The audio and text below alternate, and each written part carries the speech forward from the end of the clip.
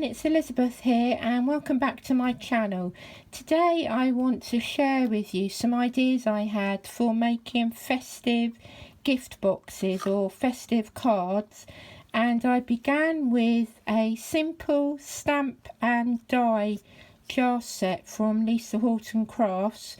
And so what I like to do is to run through the different elements so that you too can have a go at doing this. So for each one of these you do need to stamp up 2 jars, and I found it easier to stamp them first and then die cut them out. So I won't show you that part because that's a relatively simple process, but then when you come to decorating you have various options. So let me bring you in some other dies that will show you how to make these elements. So to make these eyes, I looked at this crafts die set from Lisa, and in there you'll see that you've got these buttons and there's some other elements as well that will come in handy. To make the nose, I took this set of dies and I used this very small triangle in the middle here, and if you put it at the right angle it will allow you to create your own carrot. There's also one more die that I would like to point out to you, and that's this wonky smile. So if you look here, you've got some strings that hold up the balloons. If you turn them the other way, you've got a wonky smile or an upside down frown. So don't think of your dies as they come. Think of the shapes and what you can produce with them. There's one more die set, and that's these beautiful bows. So these are very handy because you can layer them up to produce these different parts to the bow. So let's just move these out of the way and I'll show you my thought process. So I die cut these out. So look, here you have buttons, and I just want to show you that on here you've even got a stitched element around the edge, so you can use them on glitter card or on jet black card. And then you'll have your 2 eyes, and there's your triangle, and again it's got that stitched dimension to it. So if you give it a quick bend, this is the end of your carrot, and put some sticky pads on the back, you can then produce the nose. There's your wonky mouth, so it can be at whatever angle you would like it to be. You can even cut the end if you want to. And then very quickly, let me show you how these bows work. So you've got 3 different layers. So on this particular one, I die cut the back and the front in the same colour, and then I took a bit of bling because it is a Christmas after all, and this I layered up with sticky pads to give it some dimension. I then took this element and put a little bit of glue on the back, layered it up, and then there's this very tiny centre button that you can add to. So you very quickly get a beautiful bow, and you can either use it like that, or as I did in this particular case, I took this back part off and then layered it over like so. To get the snowy effect of the snowman, I used white glitter card, and to make his hat I used black glitter card, and then I pulled it through to create this handle. So that was idea number 1. Let's move that out of the way.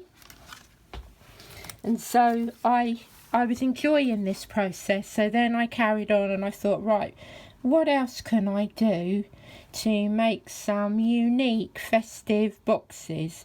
So on this particular one, I used these fantastic nested scalloped and plain circles. So that's how I layered up this centre area.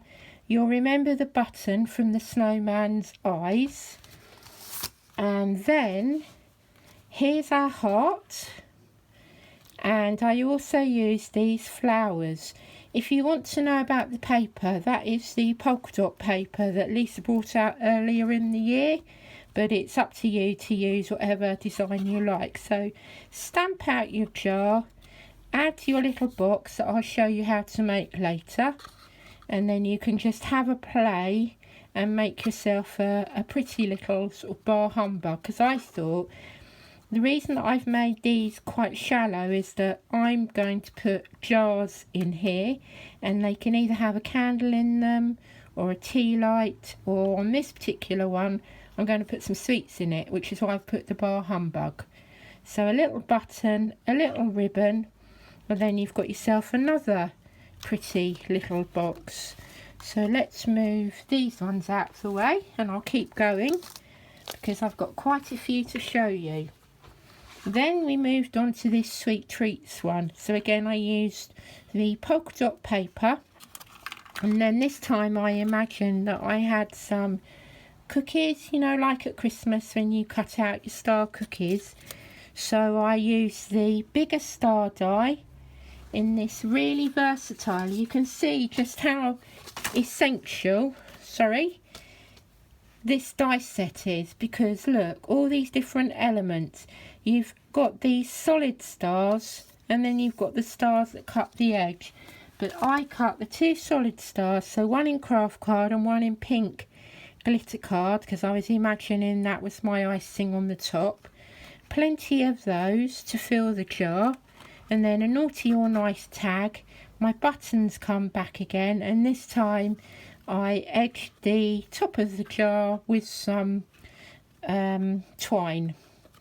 So again, you can decorate the backs as well if you so wish, but that's that idea for your naughty and nice jar. I'm whizzing through these because I want to show you how to make the boxes themselves. And then we have our rather groovy ho ho ho Santa jar. So this time I used red colour cards, stamped out my two red jars. I then took some black shiny glitter card and cut myself a belt. And then to make Santa's buckle, I took these centre two dies here with the curved edges on them. These are the nested scalloped and plain squares. Cut the larger one as the outside frame, cut the inner one, and then you end up with the effect of a belt. We then go back to some plain white buttons, and I actually die cut these a few times. There you are, look, there's the belt. So you take those two dies, cut one inside the other, and you've got yourself a Santa's belt. And then these buttons I actually cut out 2 or 3 times just to give myself a little bit of depth. So it's quite an effective card, and my daughter Olivia was really pleased when she made these. She said these are the sorts of things that you made when we were little, so if she's impressed then I can't be doing badly. So this is the particular box card that I thought I would show you how to make in a bit more detail, and then you can adapt it to make any of the ones that you've seen. So this time we use some white embossing powder onto black card. We've taken this very pretty little stamp from the Floral Jars accessories set, and this has become our twinkling bunting of jars. There's the bow, the other type of bow this time, and then there's a little bit of colour just to make it look like they're alight. So without further ado, I'll show you how to put this card together, and then you can see my idea for making this inner box to hold them up. So to make this particular jar box, you're going to need an A4 sheet of black card or black paper, because you can then stick it onto another piece of card, and on one side of it you want to add plenty of anti-static powder. There we go. Now, I've used this stamp a lot, so I'm quite precious about my embossing pad. So this is my Keep Clean embossing pad, and then this is the one that is slightly older but is still in good use, and it's a little bit muckier. So because I want to get plenty of clear embossing ink on this particular stamp, I'm going to go in and tap gently with the ink.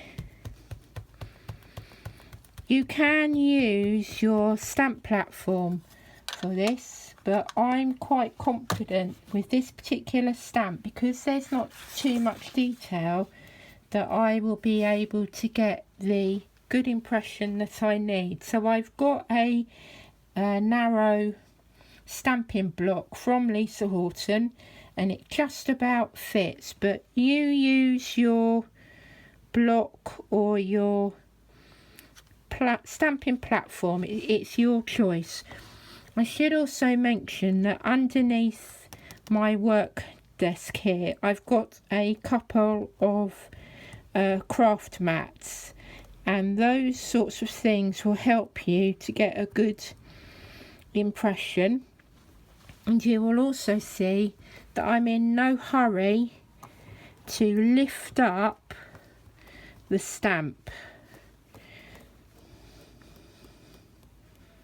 There we go. Wonderful. I'm sorry it's on black. You'll see more when I come to emboss. So then I'm going to go in, because I want one for the front and one for the back. And this is a clear, ultra slow drying. So I haven't had a problem with it before. So again, have the products that you know will work for you, and then your confidence will build in your crafting. So we want to press it down. That one's a little bit wonky, but it's not a problem, because we're going to die cut them out in the end. You can die cut first and then lay your stamp on the top, but for me this method works best. That's great. So then we need some paper, and we're just going to quickly, this is the luxury embossing powder. It's a really clean white. So let's flick it around the outside, turn it round, add a little bit more to this jar. If I need to go back in again I will, but I'm going to press down. The top one's lovely, so let's just fill up our jar.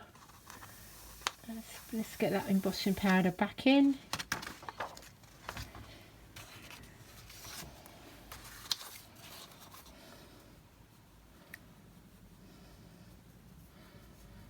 And over we go again. I've caught it that time.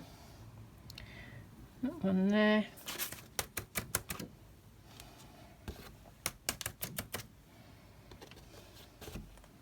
And take these little bits off. The next thing I'm going to do is to warm up my embossing tool, and I'm going to use it on the slower setting. Normally with this type of embossing I would heat from the back to get a smoother finish, but because this card is particularly tough I'm actually going to go with it on the front because I found on the first one that I had a good enough quality. So I'm going to get the tool warmed up and then you can see how well this embosses.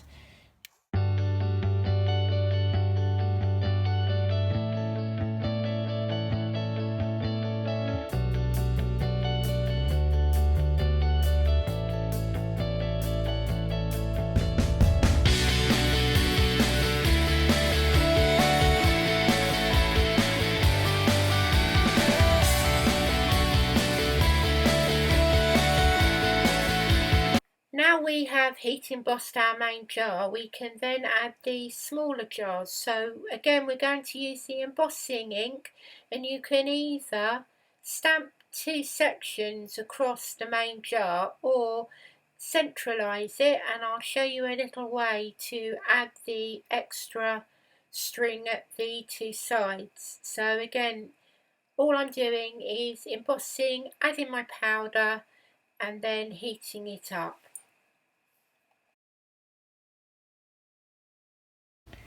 And just to finish off these little lines here, I got myself an embossing pen. This is a Ranger brand, but I'm pretty sure that you can get other types. So then I add the extra little bit of the line there, and also just to add a little bit of interest, I put some dots to give the illusion of some lights being inside the jar. So then we'll very quickly add a little bit more embossing powder. There we go. Tap that off. And again, very quickly heat up our tool and heat emboss that white powder. The next step is to die cut out the jar. If possible, leave the jar to flatten after the heat embossing, because you'll find that this is easier to line up and you'll get a crisper effect. But for the purpose of this video, let me just show you something. That when you come to this part here, the easiest thing to do is to take that wiggle line and fit that wiggle line around your embossing, and then you'll find that the rest of it will line up. And then I take a little bit of tape. I have to be careful on this black card because sometimes it can damage it slightly, so you have to be a little bit delicate with it. So then we run this through.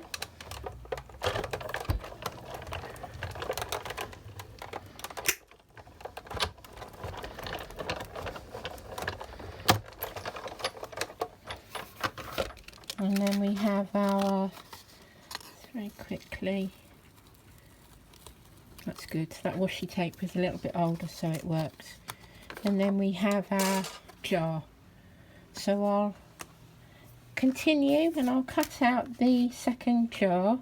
This paper is a little bit curvy, so ideally I would wait and flatten out your embossed card under a heavy book or some stamp blocks, and you'll find that this section here is much easier to do.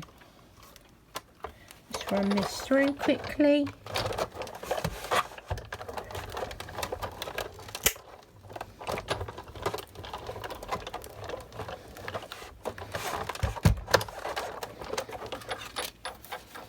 And now we have our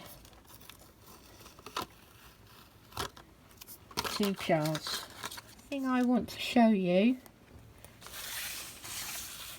let's do it on this one here, is to add a tiny little bit of colour. So I've got 2 shades of yellow pencil, and all I did was add a little bit of colour to give like a warm glow to these dots. If possible, avoid where you have embossed with the white powder, but it's really not a problem because there is a way to rub it off afterwards. Because you've embossed it, you should be able to go over the top, but it's easier with a pen than it is with a pencil. But you want this effect on the black. You could use a white pencil, but I just wanted to add a tiny little bit of warmth to the effect, and then I'm imagining that a little bit of the light is coming out of the top, like a little firefly really. Then I take my darker yellow and I just run a line around that edge there, just on one side, to make it look as if you've got a shadow effect going on. There we go. And then with a soft cloth, just put your finger on and then rub away, and then that should clean up and brighten that beautiful white embossing that you did. There you go. So there are our 2 jars that are good to go, and then we take the extra piece of card and we want to make a handle that is approximately 1 inch wide and the length of the piece of paper, and then that's going to fold over. Right, the last piece that you have, all you want to do is to make a side that is 1 inch high. So the bottle itself is round about 3¼ inches. So then you're going to score again at 4¼ inches, and then you want your other side, so that will be 5¼ inches. Then you turn your piece of card, and then you want your side 3 to be a 1 inch strip, and your side 4 will be a 1 inch strip. So it's nothing more technical than that. You can adapt it and measure your sides to make a higher depth, but for the purposes of this particular creation, I'm happy with those measurements. So then we crease and burnish all our sides.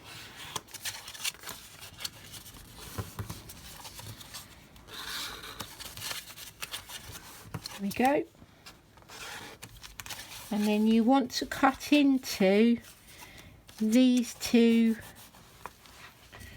so cut through to that corner and that corner, and really you couldn't get a simpler box than this. And then all you're going to do is to lift up those 2 sides and then stick these edges. Choice of glue is up to you, but I tend to stick with a simple PVA. This one is quite quick to grab, so it works for me. But my other little tip is to, rather than hold it in place, is to get yourself a set of small pegs, and then as you stick, just peg them in place so that you can line them up and then move on to the next one.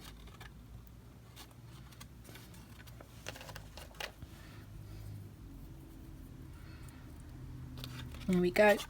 And we want a little bit of glue on here.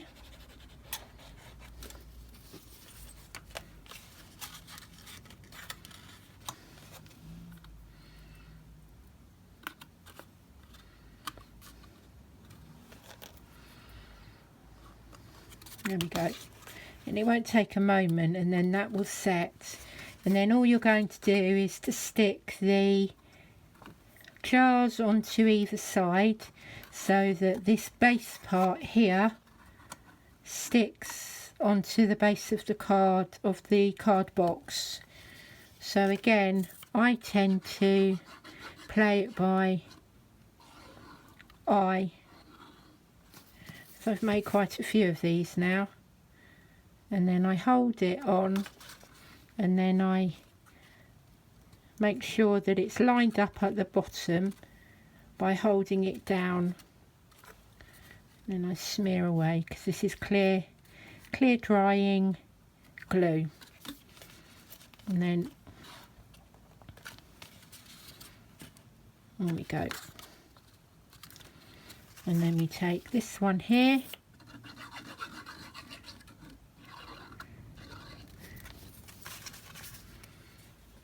stick this onto here, and then lay it down again.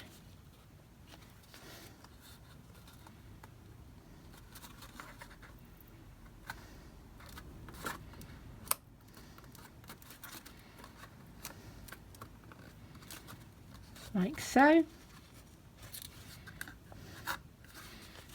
And then the last thing you want to do is to attach your handle. So to make it easier, take a bone folder and give yourself a curve, and then again a little bit of glue on the end, stick it into the centre of the jar, take another couple of pegs to hold it into place, and then turn, add another little bit of glue here,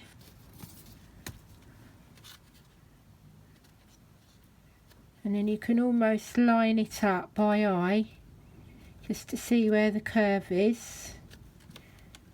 I like that.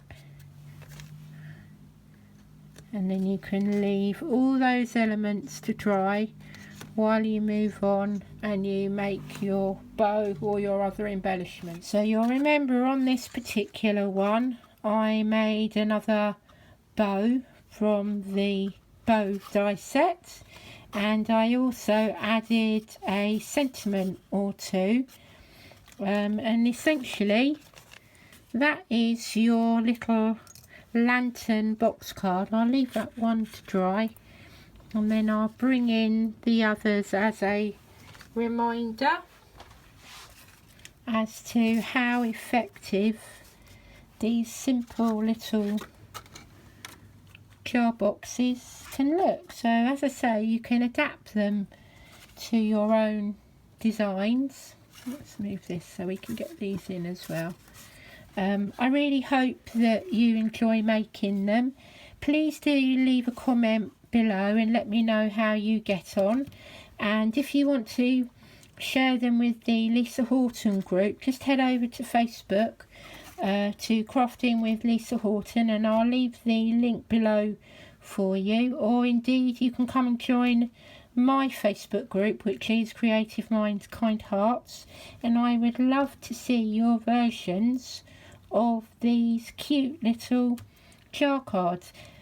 Thank you very much for watching. Hopefully you will enjoy what you've seen and come and subscribe to my channel, and I will see you again soon with some new makes and some ideas.